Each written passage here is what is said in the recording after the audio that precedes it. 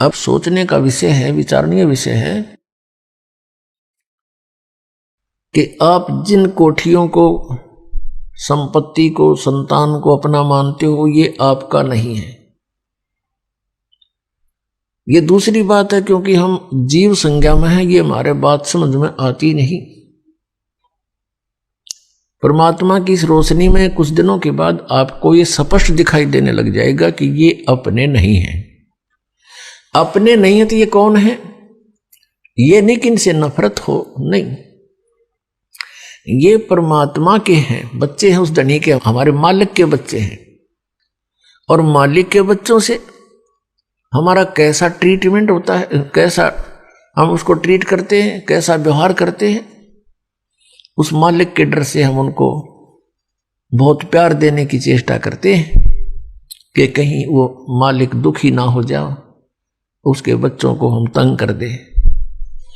जैसे आप किसी भी नाते से जुड़े हैं, पति पत्नी, जेठ जेठानी, सास ससुर, ननंद, किसी भी नाते से आप जुड़े हो, तो ये ध्यान रखें कि ये आपके नहीं है। और ये नाते हमने यहां अपने एक समाज में जीने के लिए बनाने पड़े हैं, नहीं इनके बिना तो गदर माच जा। तो फिर ये याद रखिए कि ये अपने नहीं हैं। ठीक है, हम यहाँ आए हैं, इस स्थान की यह व्यवस्था है, लेकिन ये अपने नहीं हैं, ये भगवान के बच्चे हैं, मालिक के बच्चे। अब जैसे सास बहू ने दुखी करे, वो पाप की भागन होती है, और फिर बहू सास ने दुखी करे, वो महा अपराधी होती है। क्योंकि सास की जो आशाएं होती हैं कि मेरी पुत्र वधू आएगी, मेरी सेवा करेगी, मैंने प्यार से बोला करेगी, तो वह हर प्रयत्न करती है अपने बच्चे के विवाह करने की, कि मेरा बच्चा ब्याह जा, बेटी आवेगी। और वो फिर उसके विपरीत कार्य होते हैं, उसकी आत्मा दुखती है। तो अब हम ये भी सोचना है कि ये अपने नहीं है। ये तो आप सोचो ना सोचो या फाइनल बात है, आप मानो या ना मानो, ये तो सही है कि ये आपके नहीं। हम मानने ना माने मृत्यु होगी, हमारे मानने से ना मानने से कोई फर्क नहीं पड़ेगा, वो है एज इट इज। तो इसी प्रकार ये बच्चे, ये संतान संपत्ति आपकी नहीं है। आपका ना यकीन होता है, आप नहीं, आपकी बुद्धि अभी तक वहां पहुंचती है, तो वो दूसरी बात है ऐसा ही। लेकिन ये नहीं कि इनसे नाता तोड़ ले, विपरीत हो जाए, नहीं, इससे भी मालिक अक्षुब्ध होगा। ये उसके बच्चे हैं, इनके साथ बहुत अच्छा व्यवहार करना है, उस परम पिता के, उस मालिक, अपने धनी के बच्चे मानकर।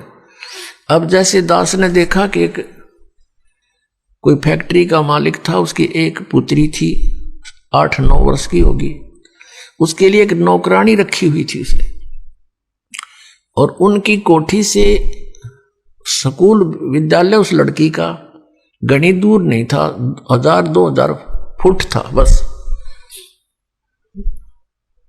मतलब यहां से सड़क हो, इसे थोड़ा दूर लगा लो, तो उसके लिए कोई ऐसा व्हीकल भी नहीं लगाया उसने, वो पैदल चली जाती थी। वो नौकरानी गर्मियों के दिनों में उस मालिक की बेटी पर छाता रखती थी छोटा सा, और स्वयं धूप में चलती थी। उसको सुबह तो इतनी गर्मी नहीं होती थी, आते समय से वो ऐसे छाता करके लाती थी उसके ऊपर। और जो उस मालिक ने उसको पैसे देती थी, दिया जाता था महीने का खर्च, तो उसके भोजन का, पानी का, उसके कपड़ों का, जूतों का, पॉलिश का, वो सारा वो उन पैसों से ही वो उस बच्चे पर लगाती थी। और जिस दिन उसको नौकरी से निकाल दिया, उसने झांका नहीं उस मालिक की कोठी की ओर, न उस बेटी की ओर, क्योंकि उसकी थी नहीं, उसका उसमें कोई मोह नहीं। उसको पता था कि मेरी नहीं है, लेकिन यह भी पता था ये मालिक की है, इसकी सेवा में कमी नहीं रहनी चाहिए। तो ऐसी पुण्यात्माओं, आपने अपने आप को ढालना पड़ेगा। यदि यहां जीना ठीक चाहते हो और सतलोक जाना चाहते हो, इस तरह आपके मन को इस सच्चाई से जोड़ना पड़ेगा। यह सत्य है,